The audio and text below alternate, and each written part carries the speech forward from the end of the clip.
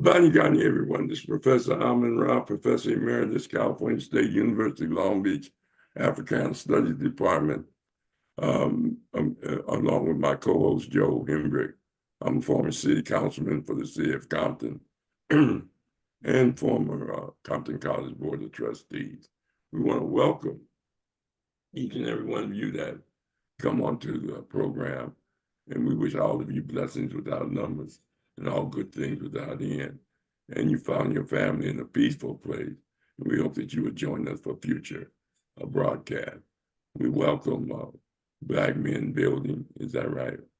Black Men Build. Black Men Build to our forum, our weekly forum, Zoomcast. And this will be played on YouTube for a healthy discussion on this organization that based on its website and my brother Ijau, they're doing an outstanding job in trying to build, educate people politically, build the Black community through helping Black men, and at sometimes they even let women lead when it's necessary. So we're gonna go ahead and get started. Each of you, would you introduce yourself and then go ahead and give us an outline of the organization, and then me and Brother Rashaki, and if other guests come up, panelists come on. Generally, we have people from Florida and Louisiana on, and Texas, but Brother Lucinda's here. Oklahoma. So we're gonna go ahead and get started because we appreciate y'all time and we're not gonna waste it. So whoever wants to start, y'all coordinate it. I'll go ahead, Brother Mycah. Okay, appreciate that, Brother LP. Peace, everyone. My name is Mycah. I'm one of the co-founders of the Los Angeles Hub, the Los Angeles Black Men Build Hub. We've been around, it'll be 3 years actually in August this year. So 3-year anniversary coming up in August. The best way that I can describe Black Men Build is we are a national political organization committed to building and organizing power in the Black community. We do that through specifically through the empowerment of Black men, coming together, taking a more active, responsible role in our communities and transforming Black men to meet this moment. And so we do that with programming that includes men's circles, women's circles, really healing circles in general. We also do political education, days of service. We do other activities such as firearm training, meditation, yoga, anything that can really sharpen our tools, whether it be politically, spiritually, or economically, all aimed at building power. And go ahead, brother. Appreciate it. I just want to say that we also have 9 bars that we focus on, which are 9 principles that we stand on. One being healthy foods that are widely available and affordable. These are things that we stand for as our organization. Number 1 being healthy foods that are widely available and affordable and access to fertile land and technology to produce and provide what we need. 2, free education and nurtures critical thinking and builds full, connected people. 3, clean, protected public land, water, and air. The building of comfortable, quality, and secure housing for everyone that needs it, and the ability to move freely and safely to places of work and leisure.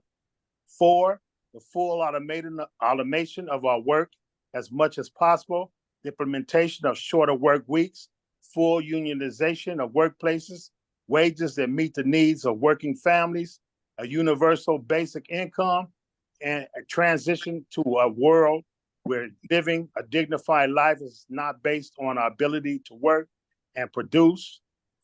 5, the highest standard of physical, mental, social health and reproductive care for free for everybody. 6, humane and restorative accountability and justice for wrongs committed, and economic and social programs directed at the true causes of violence, poverty, racism, sexism, and patriarchy. 7, an end to all U.S. wars, foreign and domestic, covert and overt, by all known and unknown branches of the U.S. government. 8, universal access to the ballot box and implementation of strategies for full voter participation of the masses. And 9, free, open, and secure usage of the internet technologies and the end of the social and economic segregation of the technological world. Those are 9 bars that we stand for as Black Men Build. Mhm. Any other comment? Mycah? No, I would say the one other thing maybe that's worth noting is I know I mentioned that we're a national organization, and so just for reference, we have 8 official hubs. Obviously in Los Angeles, that's one that I organize out of. But then we also have on the East Coast, we have Miami, Brooklyn, St. Louis, Atlanta, Detroit, Milwaukee, and Columbus as well. So how long y'all been in existence?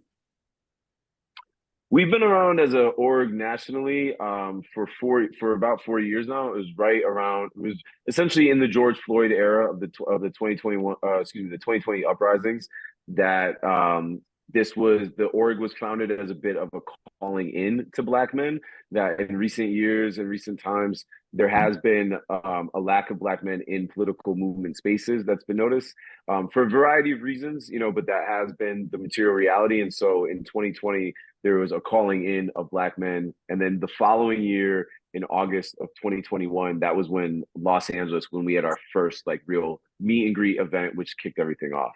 So we've been around it'll be 3 years in August. Are y'all nonprofit? We're a 501(c)(3). We are also structured as the 501(c)(4) or, yeah, exactly. What you just saying, OP. Okay, now, when you're nonprofit, when you say you do political education, but you don't do political endorsement. No, we do not. Okay, and so how do you do your political education? Well, Professor Rahh, we have done various talks and discussions. We have shown various films on different political figures. We've had different individuals who have came on to our political education podcast. One of the great mind was, rest in peace, Brother Matula Shakur. He was one of the last speakers who, before he transitioned, who came on and spoke on the need for political education in our community. Matter of fact, Brother Cornel West will be coming on, what's that, tomorrow? Mm-hmm. Thursday. Thursday.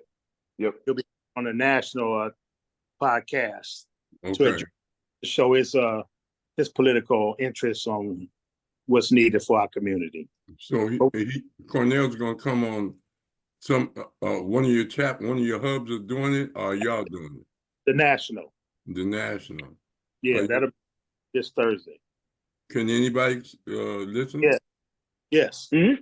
Send us a link. I know I'll Cornell drop pretty well. I'll drop the link right now.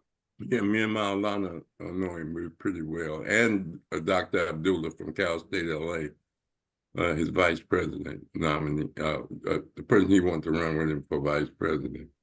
Yeah. But getting back to your organization, how much are the dues? It says $9 a month. Okay, that's not bad. Well, how do you recruit the kids?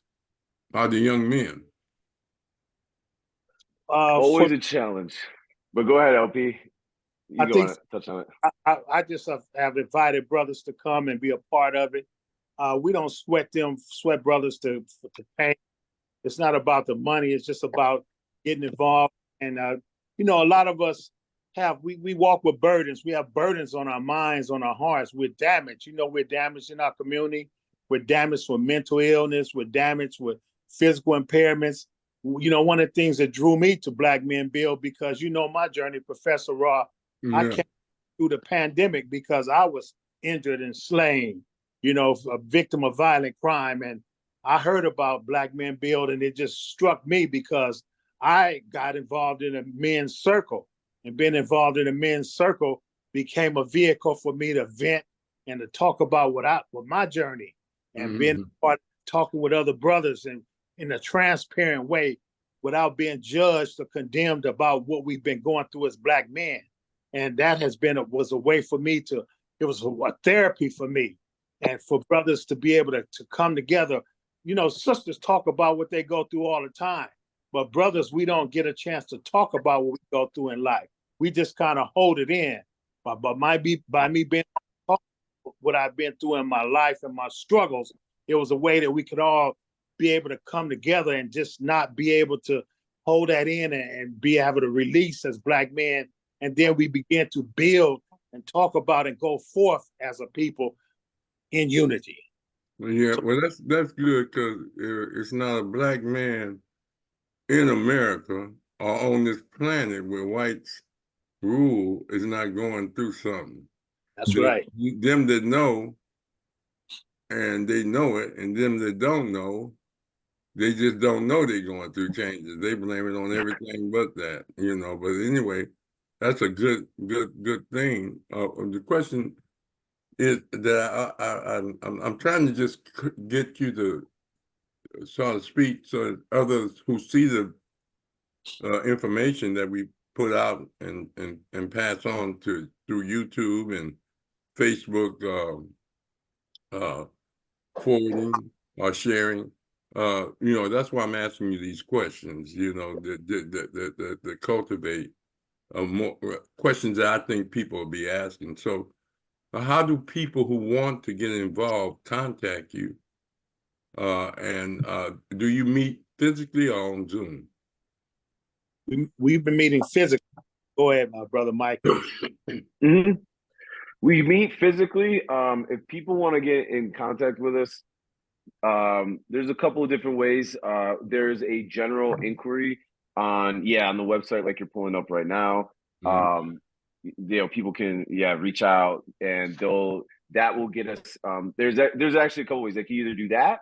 Something that I would also recommend people is if you go up to the pledge, if you see where it says pledge over to the right, next to the 9 bars at the top, this is our values pledge. I kind of summed up our values pledge to some degree when I broke down what Black Men Build is all about.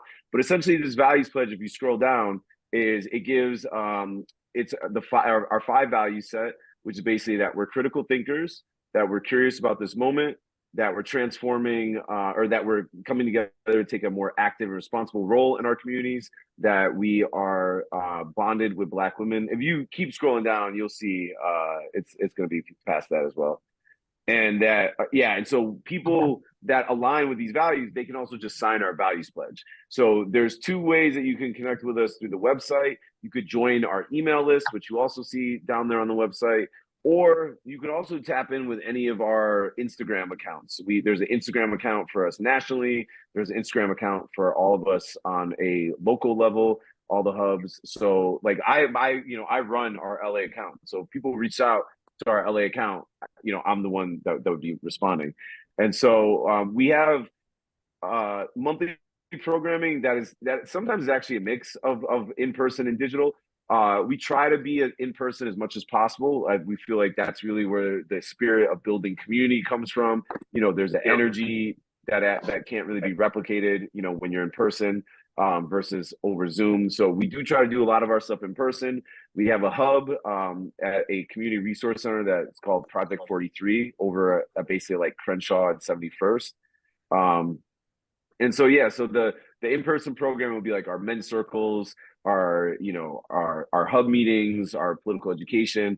But then sometimes if we have to go Zoom for whatever reason, we'll also do that as well. And sometimes we also make Zoom accounts available for some of this programming as well, in case you can't make it in person.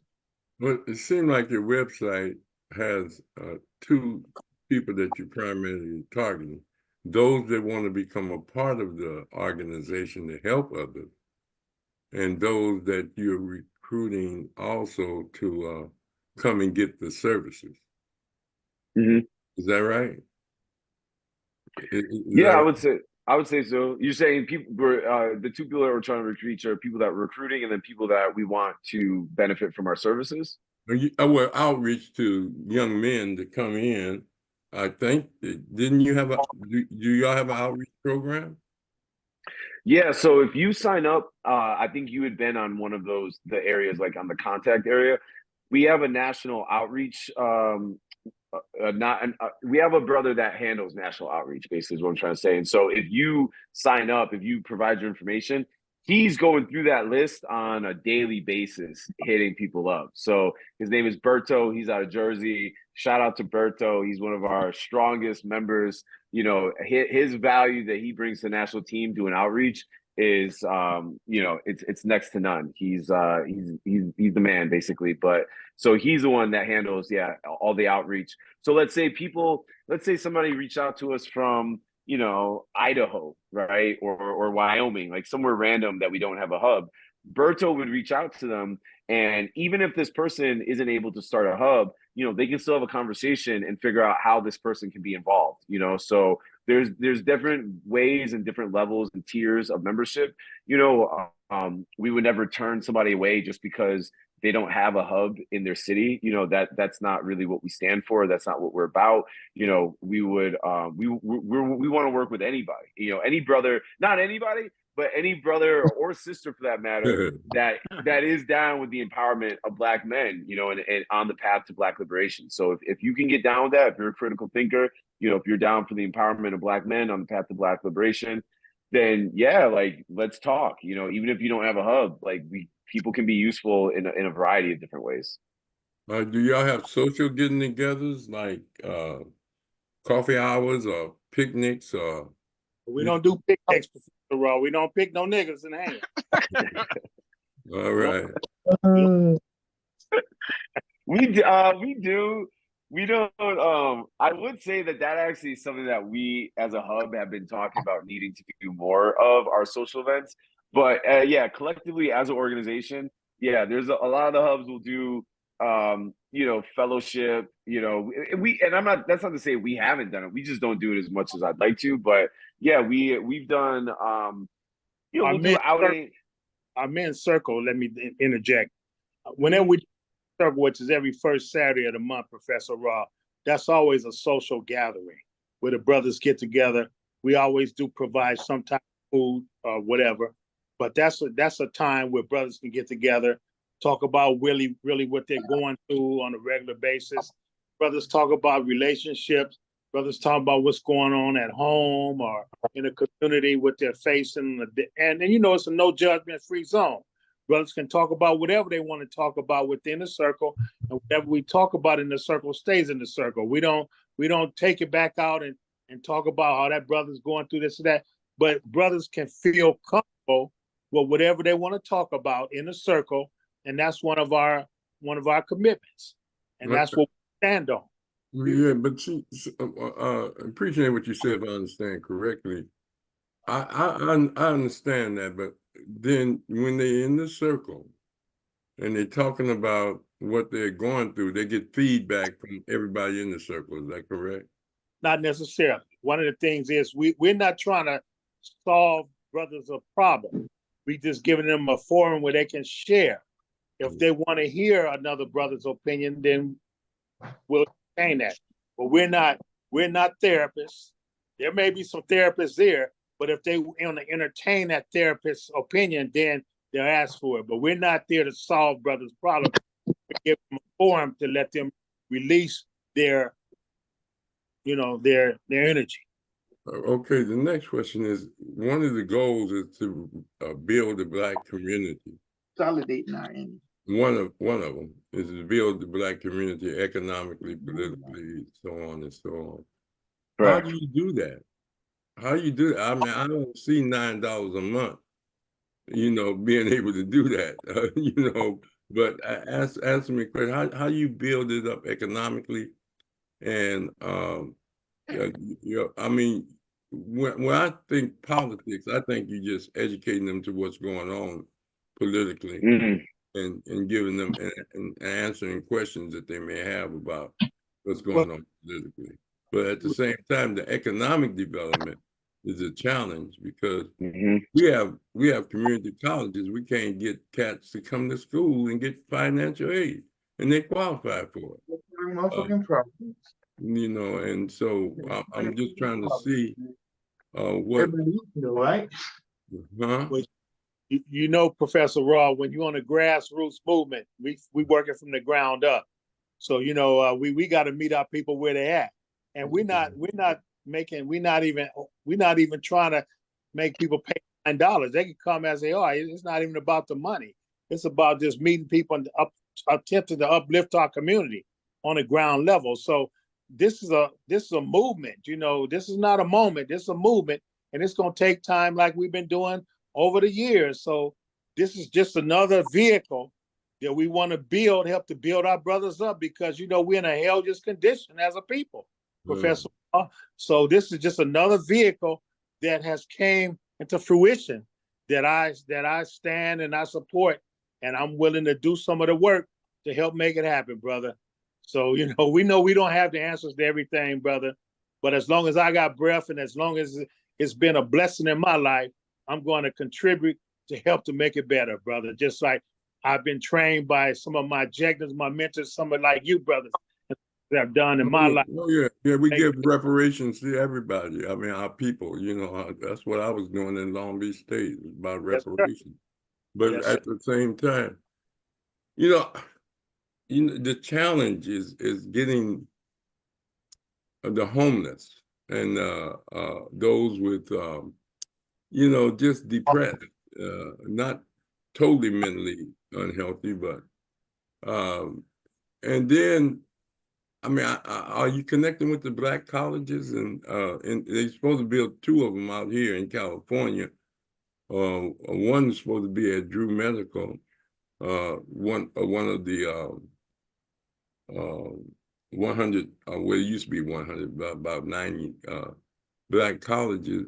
But I'm talking about out here, working with the community, predominantly Black community colleges and stuff like that, you know, from that standpoint.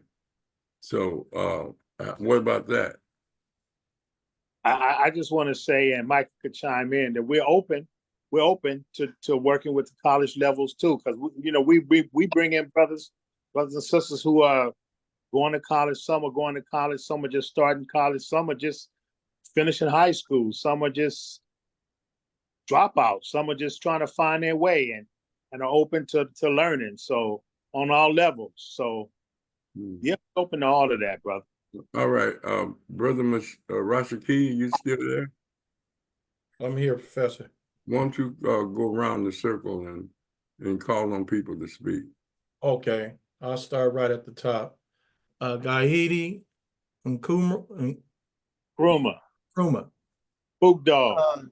Yes, excuse me, I don't have my camera hooked up to my computer at the moment, so that's why I had the still picture there, but appreciating everything brothers are saying. Professor Rahh, good to see you. You're always good. Ijau, Brother Michael. I see some other people I know, Matt, Brother John Hobbs, Brother Ahi. I see another brother, John Harton, and I see Brother Ijau's Queen was on. So I just want to give a shout out to everybody.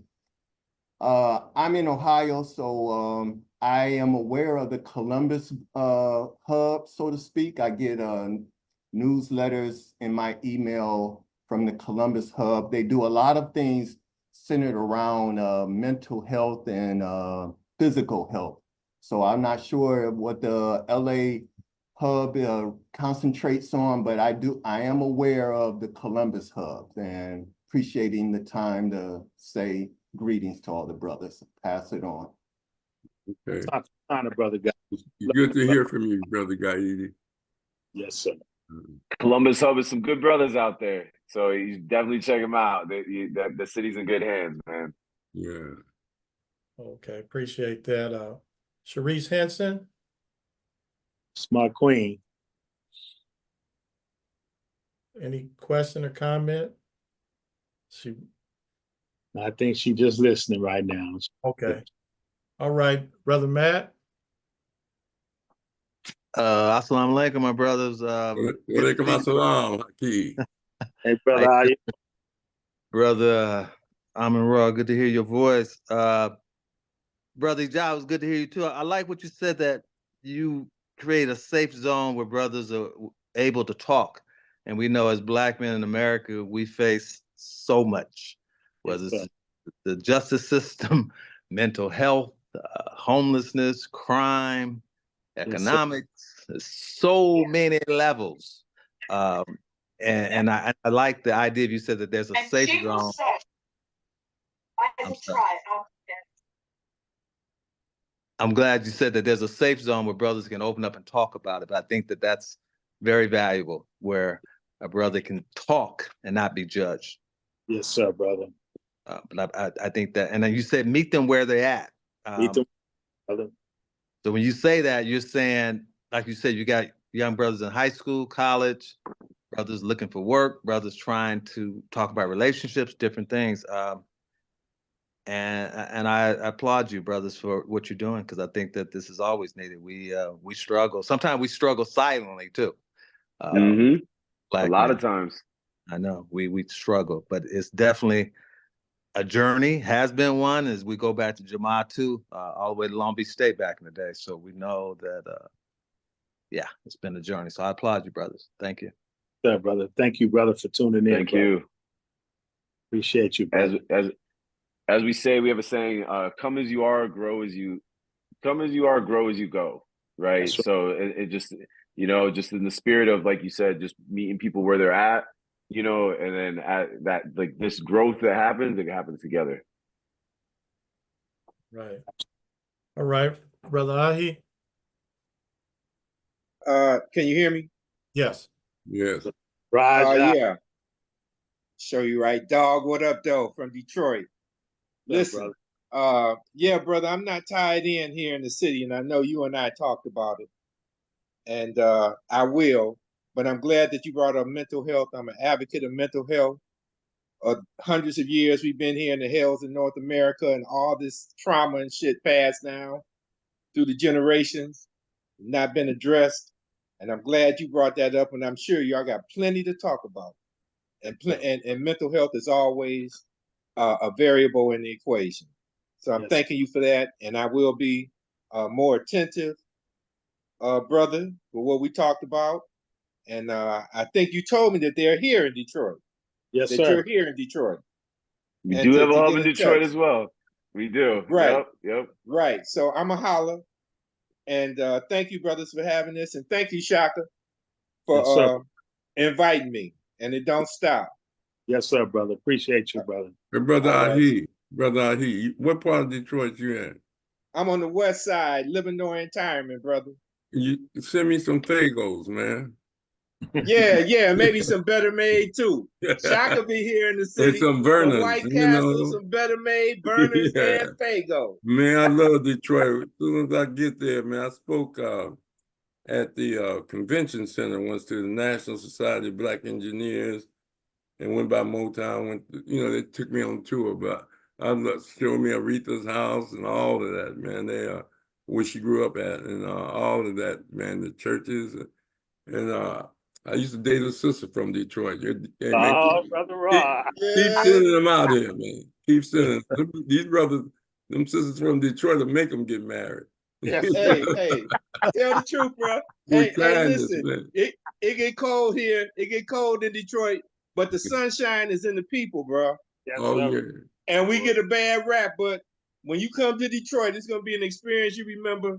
And we all from the heart. It's the keep it real city. We ain't pretentious. We'll check you if you ain't right. Man, just one drink of them Fagos and they hook, brother. That's a real soda pop, brother. That's a real from the Mississippi River. Thank you, brother. And I did attend a couple of your classes with my roommates, Okay. which you are Gaidi and Shaka, Ijau, and they were very active in the student. Boy, y'all were doing some. Yeah, man, y'all was doing some things, man, at Long Beach. Yeah. They talk about the revolution. I thought it was gonna start right there. Brother, we had a strong brothers like Ijau, and just strong presidents. The Little Giant, yeah. And we had unity with the sororities, the fraternities, and we still have the Black Consciousness Conference, but it's called Black Unconscious now. They got generations that say they never experienced racism, and they just don't know. A different thing. If it ain't hip hop, they don't want to talk about it. So it's a different generation. But we had those lows in the struggle all the time, Yes, sir. reality will get back in them as soon as they leave campus and they financially able and they realize all the loans they got. They'll Oh, they'll Lord. come to reality. You Yes, know? sir. It's slapping. That's what I told my nephew. He walked across the stage and got his diploma. I said, "Welcome to the world." Yeah, welcome. That's good, brother. All right. Yeah, Rashiki. All All right, right. Thank you, brothers. Thank you. All thank right, you. thank you. John Harden. Yeah, this is John Harden. Yes. Hey there, John. Yeah, Comment? I appreciate it. Yeah, no comment. Like I said, I was just I'm an active listener today. I was invited out, and I appreciate the invite. But as been said before, I mean, there's definitely a space for everything that I heard, and I'll be getting back with the brother who invited me to get more information. I'm in Oceanside, which is not far from LA. I didn't hear it. There was no San Diego hub. It's just a LA hub, right? Yeah, From brother. California perspective. We I got haven't you. gotten there No yet. San Diego one, but we have started to make a little bit of an entry there. We have some contacts down in San Diego that we're helping could get us help us get the ball rolling on a hub down there. So it is a city that we're looking at, but nothing going just yet. Gotcha. Okay. Well, I am from the great state of Michigan, but I see that there's one planet there. But yeah, like I said, I'm just an active listener tonight, but I'm definitely supportive and in favor of all y'all talked about because it's definitely need. Yeah, what San Diego's got some strength down there. You know, Dr. Shirley Weber used to teach at San Diego State, and she's the Secretary of State of California now. Cinnamon and a state senator, and she was she's the one pushing reparations. And she Yes. pushed that ethnic studies bill through to make everybody in Cal States take an ethnic studies class. So I used to speak there 2 or 3 times a year at San Diego State, and I'm just telling you, they got some strong brothers down there. They have Panthers out there and the US organization. Yes, sir. So that San Diego be jumping sometime. And Yes, sir. That's who we've been in. they used to have $10 tacos back in the 60s. They roll them up, but it was good, man. We used to ride out there, and plus San Diego, they coming up in basketball. One of my nephews, Butler, is one of my cousins that was on the team, and his family is very active, and they were trying to start some kind of organization. I went to a meeting. They had me speak at their meeting, but his father, and I don't know whatever happened to it, but they got some strong people in San Diego, so I'm sure your recruitment, they'll be. I'm gonna pass it on to them and send this video, this presentation to them, and see if they'll contact you. That's important. Thank you. The Panthers down in San Diego, that was actually some of the people that we've been in contact with to potentially start building with down there. So yeah. When they signed a agreement with the US organization to work together, and so and that was big because they had been having conflict for years, but they're working together in San Diego, so that's a good thing. Go ahead, Brother Rashaki. Okay. Brother Mashenda. Not too many words, just appreciate the brothers and their efforts. It's good to meet some fellow foot soldiers in the struggle, something that we talk about on this platform on a regular basis, on a weekly basis. And, so again, taking in that fresh air that comes in, I appreciate it. And just keep doing what you're doing. And like I say, I appreciate everything I'm hearing. But again, like the brother said, I'm an active listener at the moment. And, like I say, I can't say it again other than, I appreciate, people that step up and try to make a difference in individual and, many people's lives, because it's needed. Some people might not understand the importance of it, thinking that everybody's doing what they want to do and they give up on people. But, in my everyday walk of life, that's what I set out to do when I leave the house, is to try to make something happen, so appreciate you brothers and stay strong. Yeah, you know, Machinda's a little modest. He's out of Louisiana. He's still in Louisiana. He just came from LA for a visit. But this brother works every day with young people in the South, and it's hard, you know, because you know, they come up with a different mentality under the oppression that they've, you know, and he be working with all the young men that he can and give them it, you know, the advice and the wisdom that he had through his education and his professional work. But Machinda is one of the strongest attendees of our Zoom cast, and he's one of the biggest contributors. So this brother's just modest about, you know, he's just a listener. No, he's a worker, brother, trust me. All right. Go ahead, Brother Rashmi. Anybody else left? Yeah, we got Brother Chihuahua. Brother Chihuahua, you there? Well, he's down there, but you got to unmute if you hear Brother Chihuahua. Well, he's here, Professor. Okay. Let me jump in a little bit here. Okay then.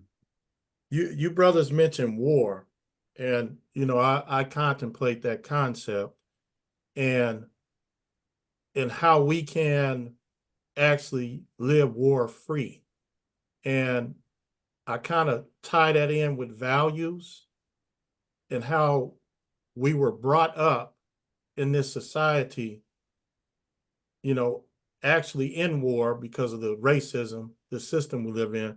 But can you guys speak on a warless society and how can we plant the seed to get to that point? Because that's where I'm at. I'm at changing the values, and you guys mentioned values, and like King said, no war, no more. You know, I'm with that. So can you guys speak a little bit to that, please? Let me start, brother. I think for me, no justice, no peace. And as long as this system is set the way that it's set, it's not a peaceful system. And we have to be prepared to defend ourselves at all costs. We have to protect our families. We have to protect ourselves because if we don't, it's not going to be no future. And ideally, we have to raise our children with the understanding that we want to have a peaceful society. But this society, the way that it is not designed for peace. And we have to be prepared for war. But we have to have a mindset of peace and love to protect us and have love within our homes. But we have to be prepared every day that we walk out this door. We have to be prepared to fight if necessary, by any means necessary. So from my point of view, I just, I walk out with a spirit of love, but I'm always have to be prepared for war at all costs, at any time, and be prepared to sacrifice my life for my loved ones, for the future, just as our ancestors did. So that's the journey, and I don't know when it's going to change, brother. That's really the position I have to take on that matter. Excellent. All right. The other brother, you want to speak on that? Yeah, I can build off of what Brother LP just said, which I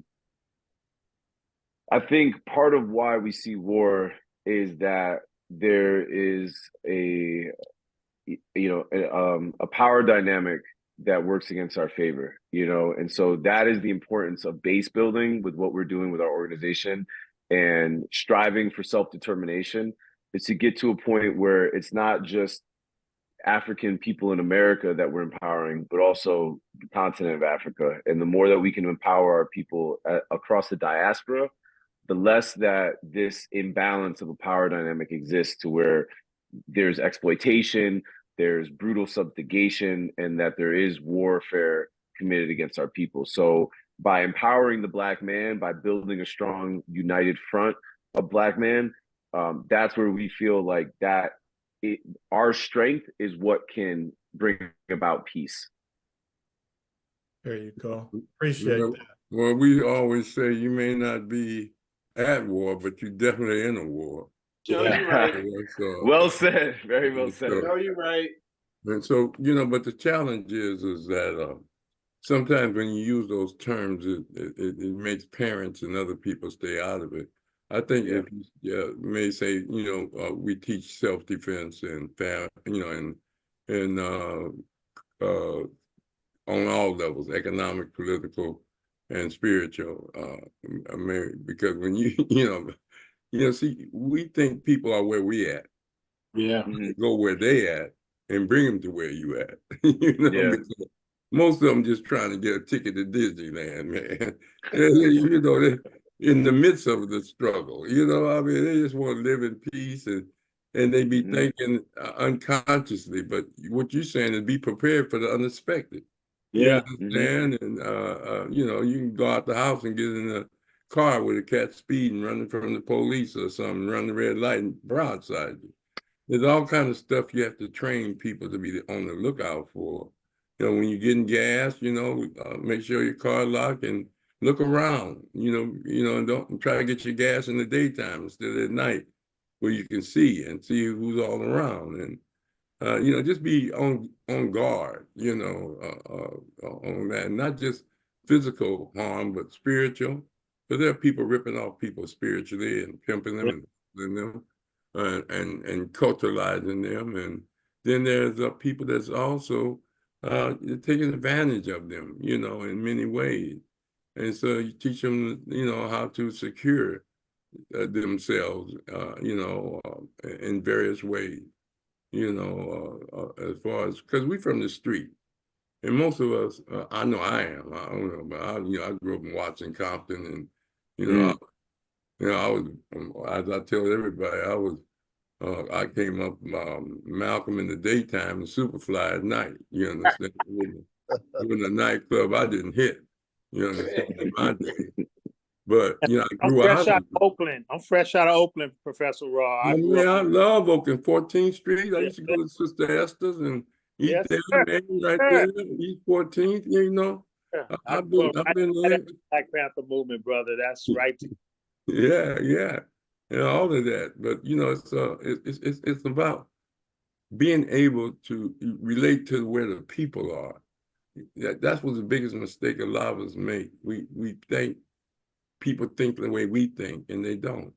Man, there's young sisters out there going with Ray Ray and Boo Boo and D Dog and Wild Dog, and they just lonely, and they just take there's a lot of education to brothers that they get these kids, women pregnant, and then they get a job and wonder where their check went. You understand? Because, they got to pay all that back child support, that they didn't think if they ain't with with that woman. And all kind of pitfalls they fall into that they don't see in the future, and they think they're just having fun, but they're going to have to pay for it later. And so self-defense is, planning and teaching them to be real, like y'all say, in your discussions, and as they open up, that's a beautiful thing, a free space to open up. That's good if you can get them to come, and then second, get them to open up. That's the challenge, especially young men. People that come there that want to come, they're going to do it naturally. But people sometimes, until they get comfortable, they don't open up. And so it's a struggle. Professor Rahh. Yeah. Brother Guy, I want to speak. Okay.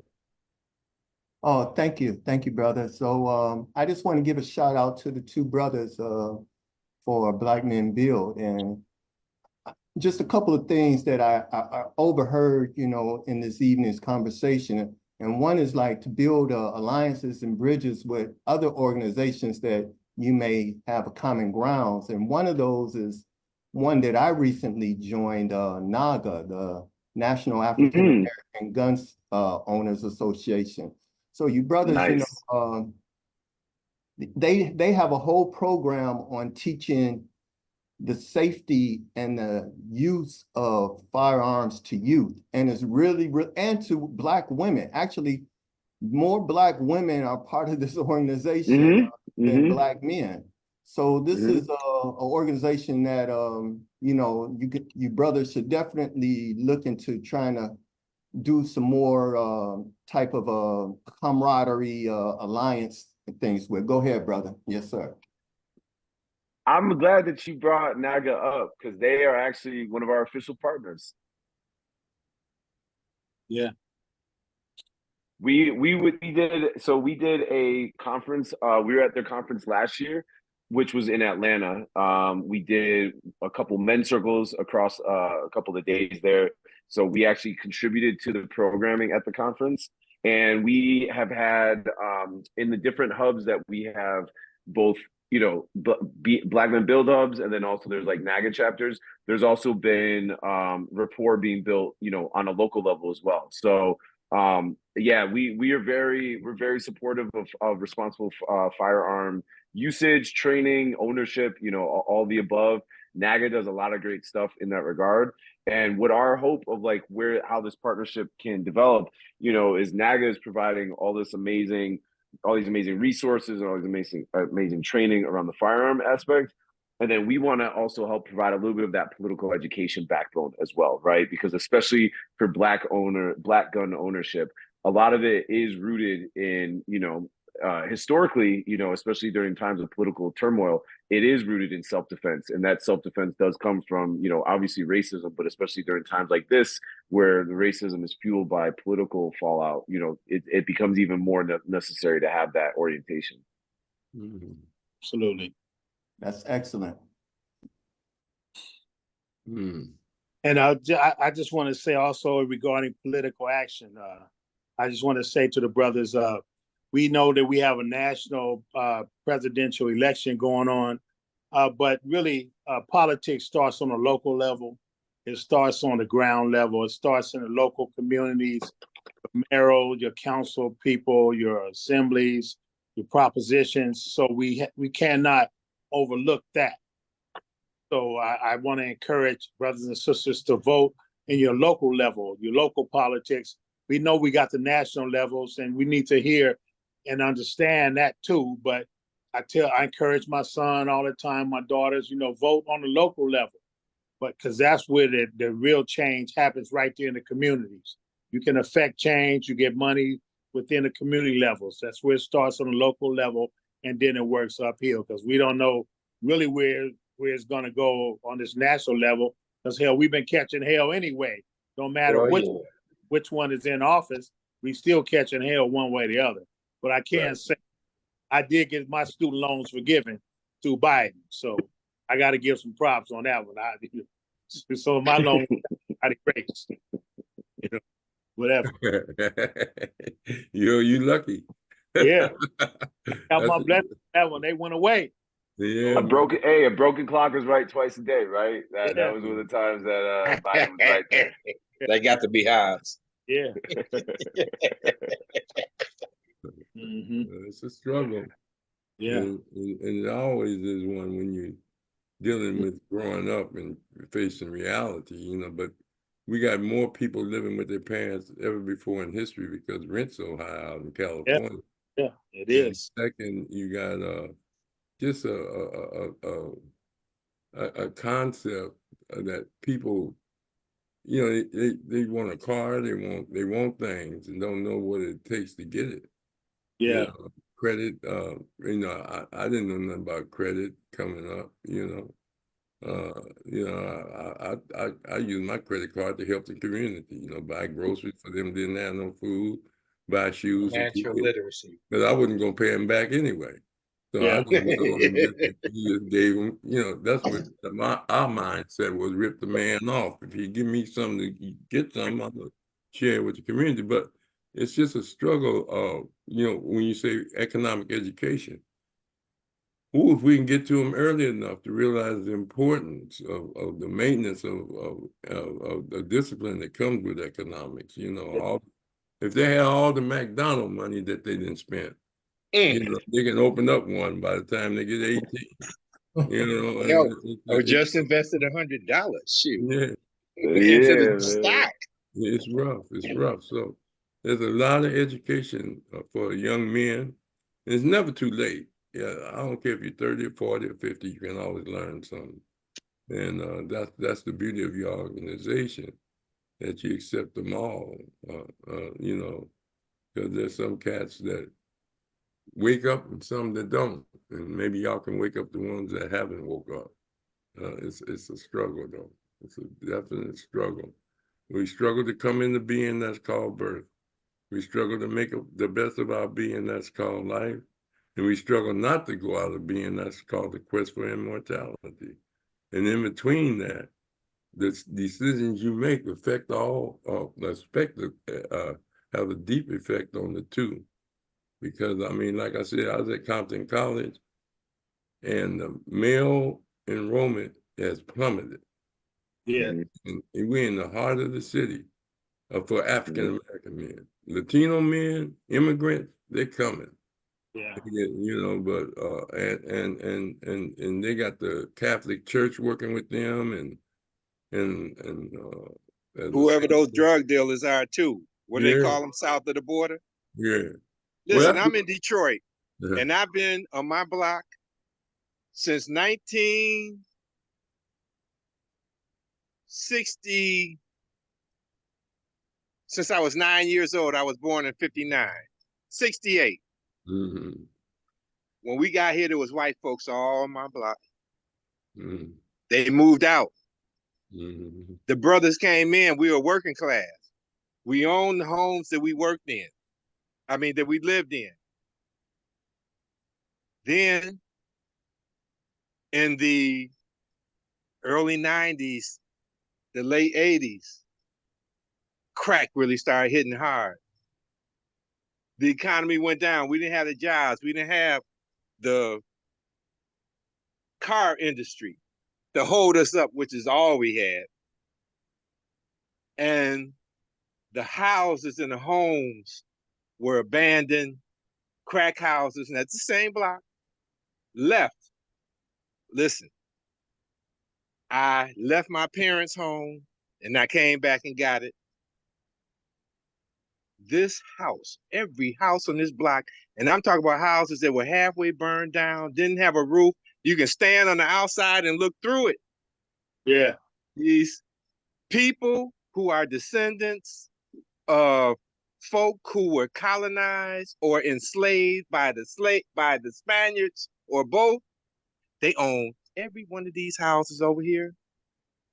They done invested the money to rebuild them basically, because all left was the studs. Yeah. Or burnt up. Wow. And now for a 5-mile square radius, we done went from barbecues to we got taco stands. Yeah.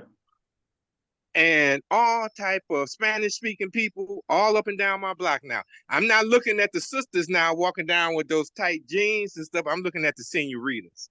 Yeah. Yeah. Wow. In my lifetime, and the black people here have gone from being homeowners and now they rent. Wow. Can't even afford their own homes. I went to get siding. I got some estimates, and I got a house that's less than 1,000 square feet. $45,000 for siding. Wow. My girl, $40,000 to get a roof on. But yet you can get a house here for $20,000, $15,000. They still around. But you have to invest 5, 6 times what you paid for that house in order to get it right. Wow. So Detroit has gone, and most of the black people, now I won't say most, but it's getting close to like about half of the black people in the city of Detroit, they renters. And they rent properties that they parents and grandparents and stuff like that owned. Oh, wow. Owned. Owned. And even if they got it back, they couldn't afford to keep it. In Detroit. Standing on my porch now, and I'm down there looking at a look like she from the Dominican Republic. Yeah. White folks walking around, they wouldn't have had the nerve. Gentrification. Oh, gone. They put a Whole Food downtown. Wow. Done. That's the same. And that's where we at in our community. And the young It's boys, happening in they don't want Inglewood to. too. The young boys, they don't want to be a plumber. Yeah. They don't want to be an electrician. They don't want to be work a carpenter or work in the skilled trades or nothing like that. They want to be rappers. They want to be on YouTube. And so we got to deal with that shit and bring them back to reality so that by the time they get, listen, I grew up, I knew I was a man by the time I was about 25, my mid-20s. Now these niggas ain't men till like about their 40s. We dealing with today. Yeah, but you know, you had Dave Bing trying to help and some other groups in Detroit. But you know, sometimes we look like we losing and that there's no help because it's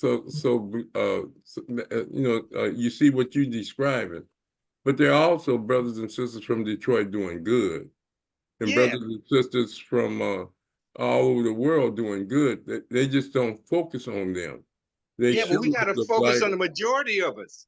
Yeah, we gotta focus on the majority of us, not those few of us who have gone transcended the doggone everything that they dealt with, the media and everything against them. It's the few, yes. But no, I'm looking around at brothers, man, walking around here. They won't take their medication. They all fucked up mentally. All day, so messed up that they won't even come and cut a lawn, a front and a back lawn for $35, and it's gonna take them less than an hour, or shovel some snow. Yeah, I understand. And this is not just a few people.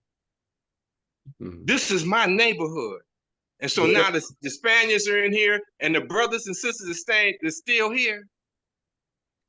Man, we in trouble. Well, with some of us in trouble. Everybody. Right. A lot of us in my neighborhood. Yeah, but you know. Get you in Black Men Build out here. You got to go to Detroit's Black Men Build and get involved. Well, Baltimore is worse, and certain parts of St. Louis is worse than what he described. I'm just saying, yes, there's blight, and it is constructed for us to do that. To turn to self-destruction in many ways. I mean, we're a product of this society that teaches us to hate and teaches us to think fatalistically. If you're not optimistic, your organization wouldn't exist. If you didn't think you could build or rebuild, if you take the attitude that there's no help for some of these people, but you're trying to help them, and that's a good thing. And there are other organizations out there that's trying to help people. They don't have the money, they don't have the funds that a lot of major organizations have, but they're working with what they have. Howard, I think, graduated 2,500 people. I think it was Morehouse. 2,500 people. Right, Morehouse. And then, there are young people that are doing good. Most elementary school kids and junior and elementary school, they go there hunger for education, but it's the miseducation, and this is where y'all come in to get what they didn't teach us, brother, about just discipline, nutrition. Our nutrition classes was how to make a cake, versus how to eat right, and the poison of fast food. Fast food just came about in the late 70s and 80s. You understand? Taco Bell, McDonald's, Pizza Hut, Domino Pizza, all of that. And they got mass TV advertisement to suck our people in. You understand? People don't want to cook. I understand what the brother's talking about. No more. That everywhere. And we buying all our food from the Arabs now. Yeah, well, from whomever we can get it. Even the soul food. Yeah. Well, even soul food. In Detroit. Soul food, a lot of us died from that. We progressive. We have progressed now. Yeah. We ain't so caught up in the swine and everything. Yeah. We have those who want to live a healthier lifestyle but still enjoy the food of our ancestors. Well, you got one on here right now, brother Rashaki. and brother Shara, I mean, they're deep into vegetarianism and healthy eating and herb. They won't even go to a doctor.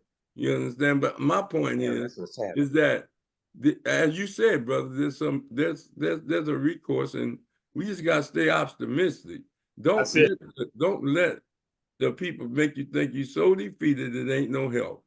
And oh no, I'm talking to my brothers this evening who are educated and they know. Y'all know, but this is what it is from my observation here in my neighborhood.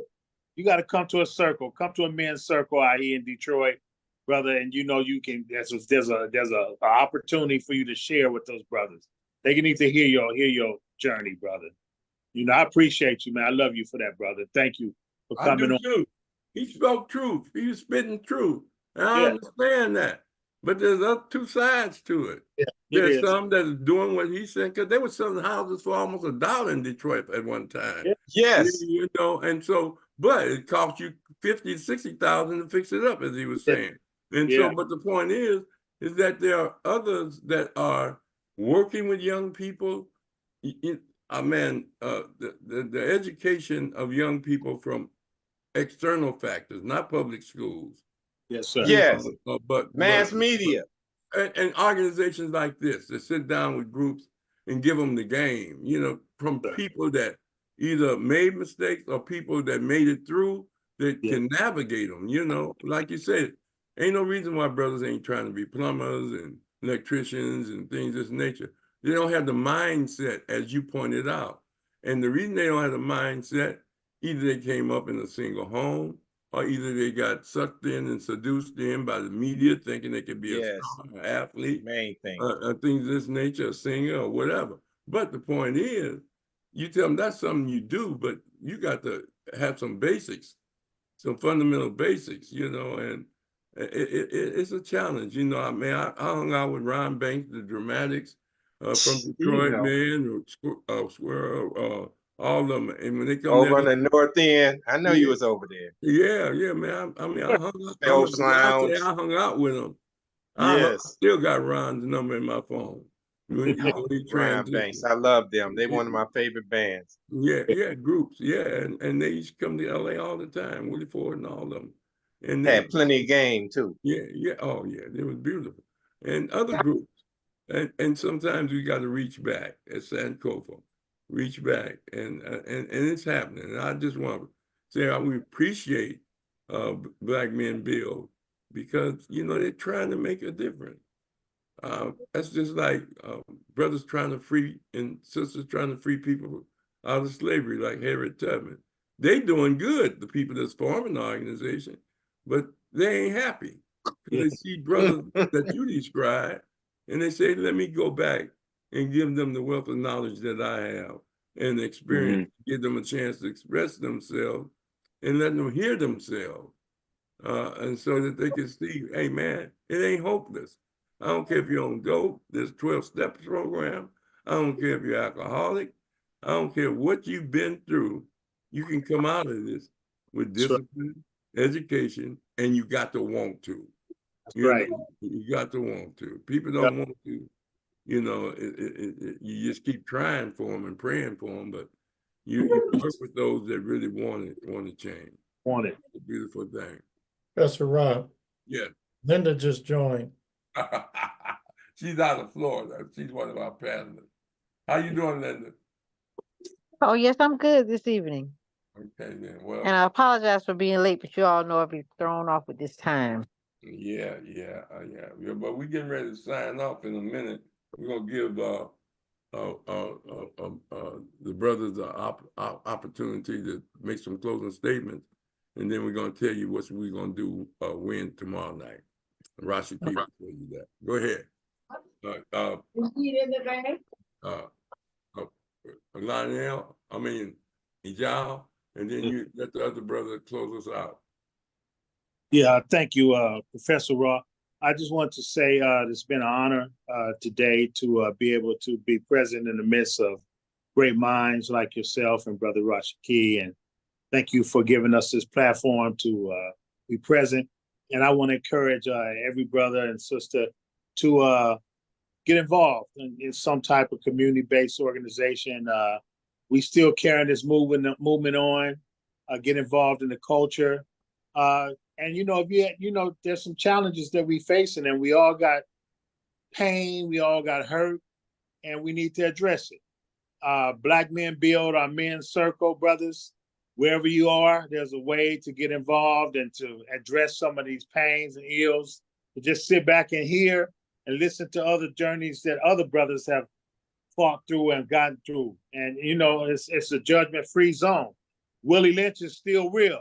We've all been victims of syndrome. So let's get through it, and let's fight for freedom and liberation. Brother Mike, I want to make sure that you put up the Cornell West a way to tune into that podcast for tomorrow. And I just want to say thank you for giving us the platform. Asante Sana to everybody in, and we're a part of it. And I appreciate you all, brothers and sisters. Thank you, brother. Thank all y'all. All right. Okay. Anybody else have a comment? Closing comment? All right, Rashiki, take it over. All right, I was trying to pull up. I just pulled it up. I wanted to show everybody that information. Let me see if I have it. Yeah, so if you go to our, just to add on to what Brother LP said, Brother Ijau, if you go to our Instagram, you could go to Black Men Build, all one word. That will Black Men. Well, no, the Instagram account is just Black Men Build. It's just at Black Men Build. Yeah, and so if you or if you go here, yeah, so the Instagram will take you to the link here. So there's a link on our Instagram account, both at Black Men Build LA and on Black Men Build, the main account. There's a link in our link tree that will take you here. This is how you sign up and how you can get access to our Theory Thursday mass call. We do mass calls every month, once a month. That's in addition to the Theory Thursdays that we do once a week. But the mass call is special because that's like, we usually have like a big guest, like a Cornel West. It's a lot more of a bigger production. There's a lot more people on, so it's just a really good way to just check us out and get like that. If you want to see what we're all about, like the mass call is the best introduction, just one big shebang to hear the messaging and see what we stand for. Okay. Also, our men's circle in LA is the first Saturday of the month at Project 43. First Saturday, 1 p.m. to 3 p.m. on the corner of 71st and Crenshaw, directly across from the McDonald's. Enter from the side gate. First Saturday of the month from 1 p.m. to 3 p.m. You brothers on the East Coast, you can just check out their location through their website, I guess. Black Men Build Detroit, or just Black Men Build? Mike, that's the stuff LP said was just for the Los Angeles hub. Yeah, okay.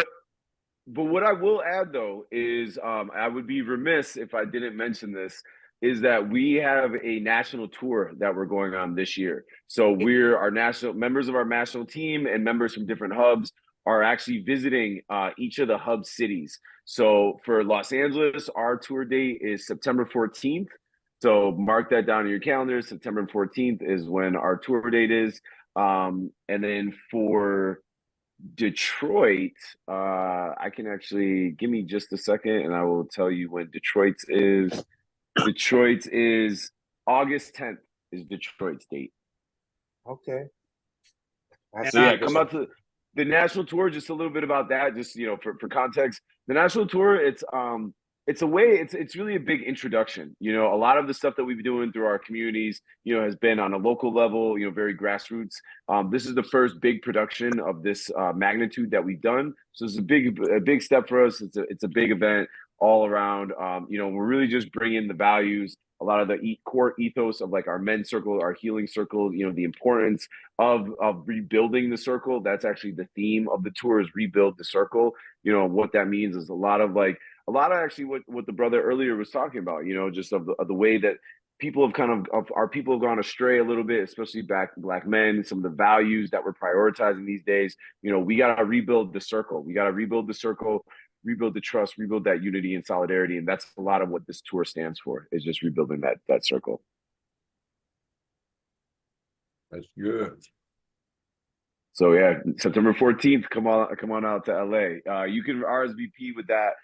It's free. There's no charge for the tickets. It's a free event, but you can also find that information on our Instagram link tree as well. Good. All right, Professor Rahh, All right. are we closing? Yeah. Okay, I appreciate you brothers coming out, informing us about Black Men Build. We're definitely gonna build a relationship with you guys. We'll be a part of Black Men Build for sure. And hopefully we'll get you on, you know, many more times on here so you guys can be a regular so we can build together, because that's what we're about also. So tomorrow, everybody, I'm gonna talk about how we got started and give you an overview, and I'm gonna share the website. So that's what we're doing tomorrow. And just how you got on this evening, if anybody is interested, all you got to do is come here and it says join Zoom meeting, and that's how you get on. And we do have a Black Conscious podcast collective in which we collaborate with other podcasts, and we have a list of podcasts where people can go on and check out other podcasts similar to what we have going on. Oh, yeah, also, brother, I saw that you on Spotify too, huh? I can catch pull up other old podcasts on Spotify. Yes, well, if you go to YouTube, let me show that real fast. If you go to YouTube, we have about 390 videos, 70. Let me show you. I can show you real fast. So if you go to YouTube, and let me show everybody.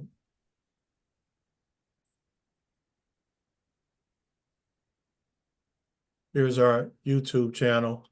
And if you hit videos, we have 380 videos. Oh, that's profound. That's awesome, brother. Yeah, we've been in circulation since 2020. Wow. So it's a lot of good information out here. Professor Rahh has been teaching for the last 4 years. Yes, so sir. Beautiful information on here. Yes, sir. Thank you, brothers. Thank you, and keep up the great work. I appreciate it, and I will be in contact because I want to come to the circle. That's all right. Hey, can't wait to see you there, brother. Yeah, I want to come to that. So when I have time, I will come. So Thank you. We're gonna say each one teach one in Conscious Corner. Everybody have a great evening.